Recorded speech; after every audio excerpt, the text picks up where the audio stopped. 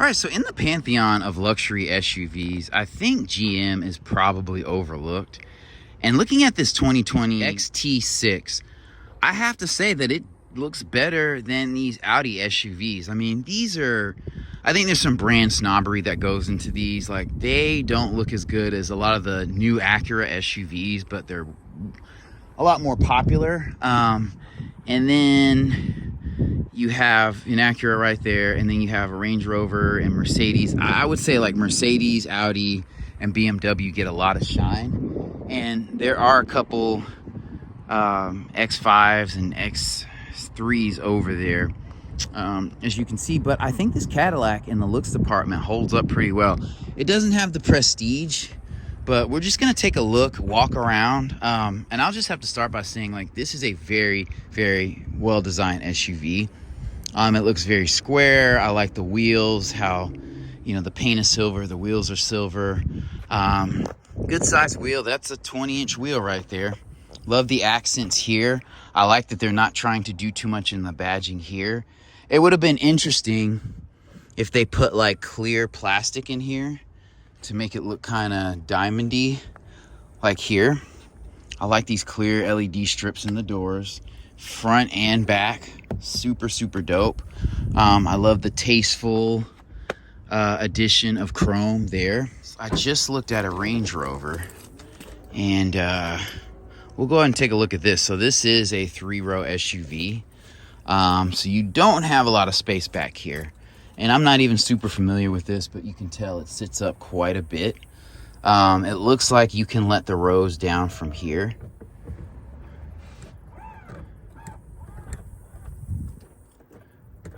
So it's not one touch, but let's see what it looks like with everything down. All right, so this is a look with everything down. So you have a lot of space in here, but like a lot of midsize SUVs, the wheel haunches and everything kind of encroach a little bit on the interior towards the back, which is okay. Like if you need a hauler, get a pickup truck. But I love that, you know, you can raise and lower the seats. I wish it was one touch, but I love that you can do it electronically. All right, so the second row does not come up by using those buttons. That's not an option. Yeah, that is pretty tight. It looks like 2 adults can sit back there, but the leg room is just going to be... Okay, and honestly, GM does its best to give you room to get back here, which I'm gonna step back here and get a little uncomfortable. So yeah, there's not very much room back here. Like, I cannot put my legs back. I mean, I could push this seat up a little bit, but for me to sit back here and have like appropriate leg room, the seat would have to be up so far that like a child would be sitting in front of me. So, I mean, it's a potential 6-seater, but I mean, these chairs are comfortable for being a 3rd row, and you don't feel like you're sitting up too much here. Really not at all. I like that these are perforated. I like this leather. It feels very comfortable and creamy. There's no bolstering back here. You do have speakers back here and a USB-C charging port. Super dope. You have a cup holder. That's dope. But yeah, and you have a little window back here and then an LED light. And then you also have a vent. So I like that. I really do like that. We're going to push this seat up and attempt to get out of here somehow. While we're at it, you do have Bose sound systems in here. I really wish they would have put a metal speaker grill back here. Just charge me $50 more and pay $5 a piece for that little plate back here. It would class it up a bit. I have the seat all the way back, and my knees are still hitting up against the back of this SUV. So there's really a lack of leg room back here. I mean, the seats are comfortable. They're perforated. They look like they'll last a while. You just got to be mindful of the room thing.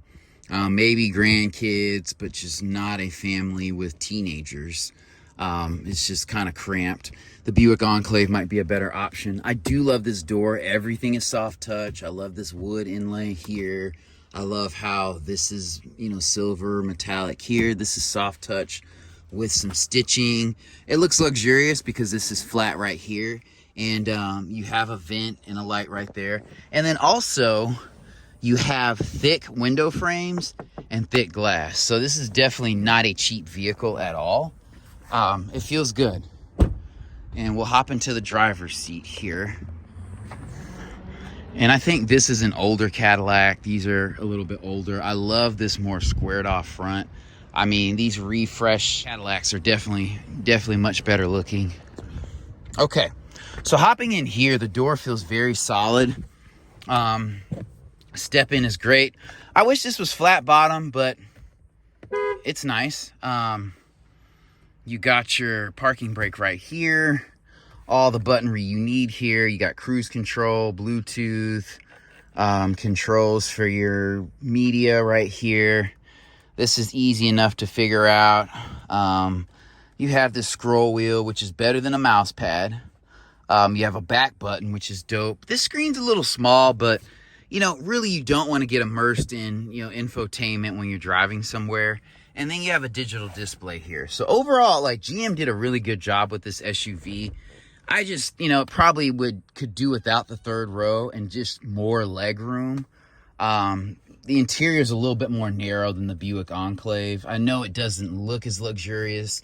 Buick doesn't have the Prestige, but I prefer that Enclave that I looked at a couple months ago. And here you have something for the tailgate, which is awesome. In the new Cadillacs and a ton of, GM cars before they were discontinued used a 2-liter turbo.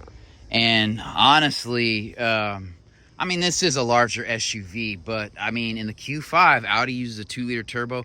I'm glad GM didn't do that. I do not believe they have the kind of engine prestige and really know-how and execution to, be able to put a 2-liter turbocharged back here, because you can make those, up to 300 horsepower, but for them to do it would be a stretch.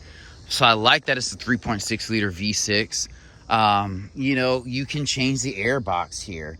You're not going to be messing with the spark plugs, but you can check your oil, change your battery, and do several other things here. It is a luxury SUV, so, don't get mad when you're riding around in luxury all day and then the cost of ownership is a bit greater. It's worth it. It really is. So yeah.